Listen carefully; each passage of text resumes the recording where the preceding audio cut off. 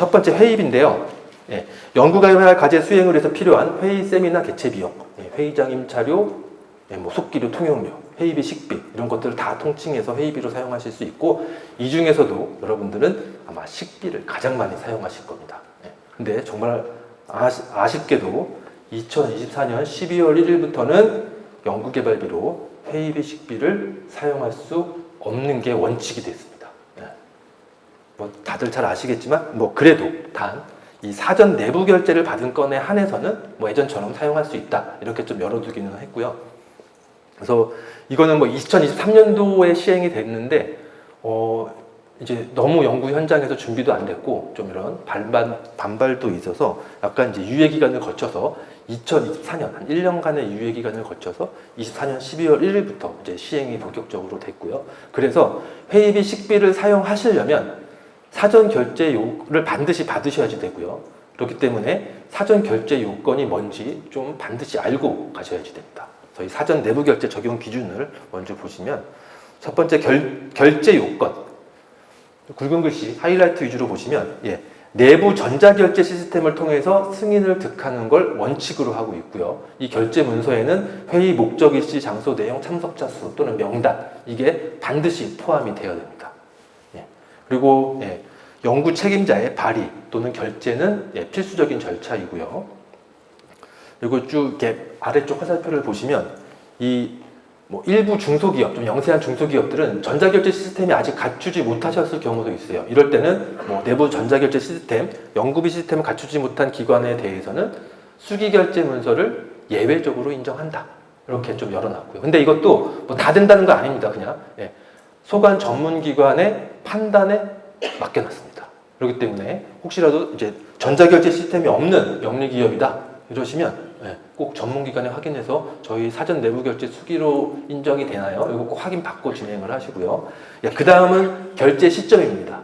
이 결제 시점은 뭐 회의 시작 시점, 실제 사용 시점 중 늦은 시간 또 단 그런데 뭐 사전 구매하면 뭐 그 전까지 이게 요거 타임라인 막 그려보면 머리 아프세요. 그냥 딱 결론만 쉽게 말씀드리면 회의비 중 식비를 실제 사용하는 시점 전까지가 사전 내부 결제가 완료가 돼야 된다는 겁니다. 이것만 기억하시면 됩니다. 그리고 뭐 이렇게 결제받은 문서가 수정이 돼야 된다. 뭐 그쵸. 사전 계획했는데 인원이 추가될 수도 있고 그쵸. 얼마든지 바뀔 수 있거든요. 내용도. 그럴 때는 그 이후에 뭐 회의록을 수정한다든지 이런 것도 다 적절한 그런 연구비 사용으로 보겠다라는 내용이고요.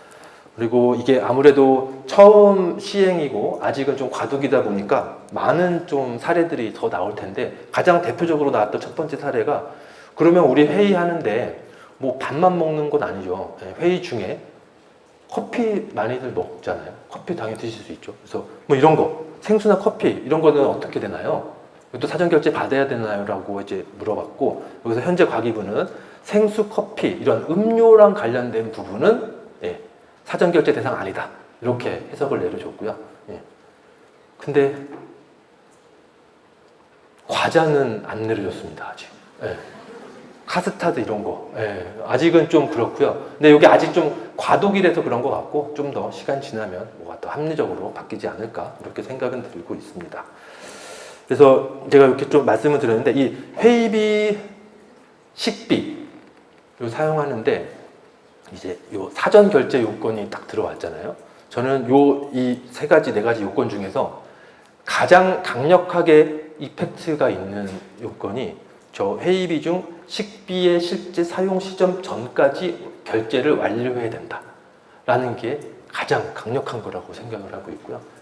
이게 정말 효과가 있을 거라고 저는 생각이 듭니다. 이게 뭐 효과라고 하면 자꾸 제가 좀 이렇게 뭐 어떤 기관과 반대의 입장에 이렇게 생각이 드실 수도 있는데, 그러니까 뭐 대표님이나 책임자분들이 이러신 경우 꽤 있으셨을 거예요. 이렇게 어떻게 하다 보니까 주머니에서 식당 영수증이 하나 딱 나오신 거예요. 법인카드 영수증이. 근데 연구비가 많이 남았어요. 과제 다 끝나가는데. 이거 회의비 좀 처리해봐. 이렇게 영수증 하나 건져주고. 그리고 또는 뭐 이렇게 지인들과 저녁 식사 자리가 있는데 뭐 엠빵을 하든 뭐 이렇게 이제 하는 때가 돼서 이제 별로 해도 되는데 적정한 금액인 것 같아요. 연구비도 좀 남았고 어차피 반납할 것 같은데 그냥 써서 회의 식비를 올리고 이런 경우들이 많았을 겁니다. 그냥 공공연히 암묵적으로 이렇게 뭐 진행을 했을 수도 있는데 이러한 것들이 원천적으로 차단이 됐다. 저는 이렇게 생각합니다. 그래서 좀 정말 회의하고 나서 밥 먹는 것만 좀 사용할 수 있게 이런 장치가 마련됐구나. 저는 이렇게 생각을 하고 있고요. 그래서 이제 여기 계신 분들은 앞으로 향후에 또 그러한 요청을 받으시면 이제 사전 내부 결제 요건이 생겼습니다. 당당하게 얘기하시고 안 됩니다. 이렇게 해주시고 그리고 혹시라도 사전 내부 결제까지 자기가 다 이미 받아놨다. 계획을 하고 그러시면 뒤에서 말씀드릴 회의비 사용 기준에 따른 회의록 이런 거 다 작성해서 직접 다 가지고 오면 연구비 처리해 주십시오. 그렇지 않으면 이게 점점 쌓여가면 나중에는 회의비 식비가 아예 없어져 버릴 수도 있습니다. 이게 하도 사회적으로 문제가 돼서 이런 통제 장치가 생겼던 거거든요. 그러니까 여러분들이 좀 잘 관리를 해주시기를 부탁을 드리겠습니다. 이제 사전 내부 결제 요건은 받고요. 이제 이게 생기기 전에 진짜 원래부터 썼던 회의비 식비 사용 기준입니다. 해당 연구개발기관에 소속된 자만 참여하는 회의에 대해서는 회의비 식비를 사용할 수 없다. 이게 어떤 말이냐면 그냥 단일 기관끼리 하는 회의는 하면 안 된다는 거예요. 그래서 뭐 이제 여러분들이 주간 단독 과제도 있을 거고 주간 공동 위탁 이렇게 같이 구성되는 과제들도 있으시잖아요. 그런 기관들끼리 모여서 하는 회의는 다 가능하십니다. 그리고 또 그런 구성하는 기관 이외에도 뭐 자문하는 기관이라든지 외주에 용역을 준 기관이라든지 뭔가 협의를 하기 위해서 과제 관련해서 회의하는 것도 다 가능하십니다. 외부 기관 참석자가 1명 이상이라도 있어야 된다. 이게 가장 중요한 거고요. 회의비 사용 한도는 없습니다. 국가연구개발혁신법에서는 한도는 없습니다. 근데 중기부에는 하나 있고요. 중기부는 이제 3만 원 요 한도가 있으니까 혹시라도 요 부처별로 규정에 한도가 있으면 그 한도를 한번 지켜주셔야 되는 거고. 근데 이제 제가 요 3번에 굳이 그래도 사회 통념상 타당한 금액 요 내용을 적어놓은 거는 그냥 좀 너무 과도하게 쓰지 않는 걸 주의하자 이런 내용으로 이제 매번 말씀을 드리는 건데 그렇게들 회의하고 명동의 롯데호텔에 뷔페를 많이들 가세요. 1인당 20만 원 막 이렇게 합니다 요즘에. 뭐 정말 회의하실 수도 있죠. 뭐 그럴 경우 정말 다 보이면 그냥 진짜 그냥 인정해드리는 경우도 있으세요. 저희는 근거가 없으니까요. 영국의 기발 자체 기준에 그렇게 정말 돼 있는데 어떡해요.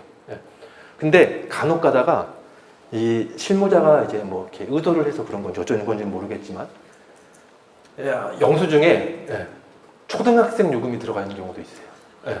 뷔페 약간 싸잖아요 초등학생은. 그냥 다 불인정이죠.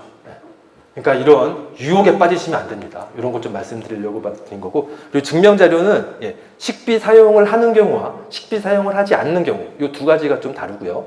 우선 식비 사용을 하는 경우에는 사전 내부 결제 문서는 반드시 있어야 되고요. 그리고 회의록도 갖추셔야 됩니다. 그리고 식비 사용을 하지 않는 경우는 사전 내부 결제는 필요 없고요. 그냥 내부 결제 문서 또는 회의록 중에 하나를 갖춰서 관련된 뭐 회의장 임차료나 이런 거 쓰신 거 있으면 영수증해서 집행하시면 됩니다.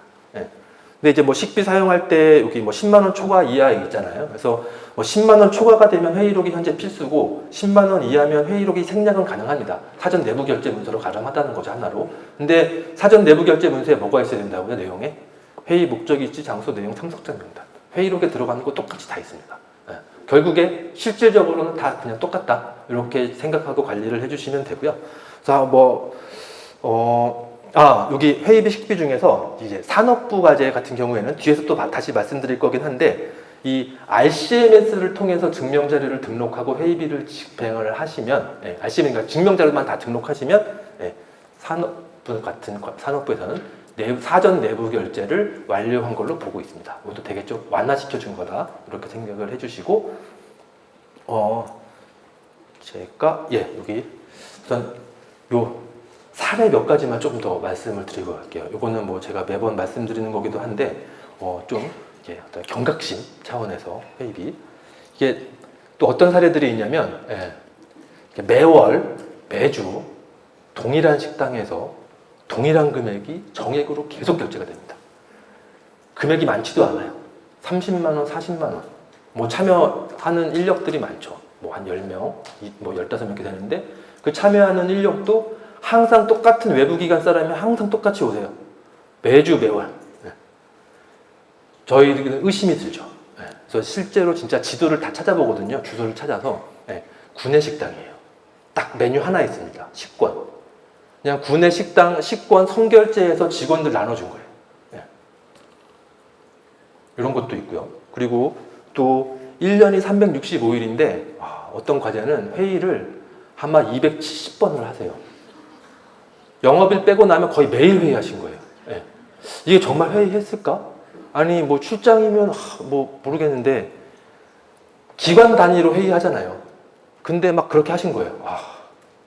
저희 이제 그러면 또 다 주소 진짜 다 열어보거든요. 지도 찾아보고 대부분 이런 경우는 대표님 집 근처입니다. 식당이.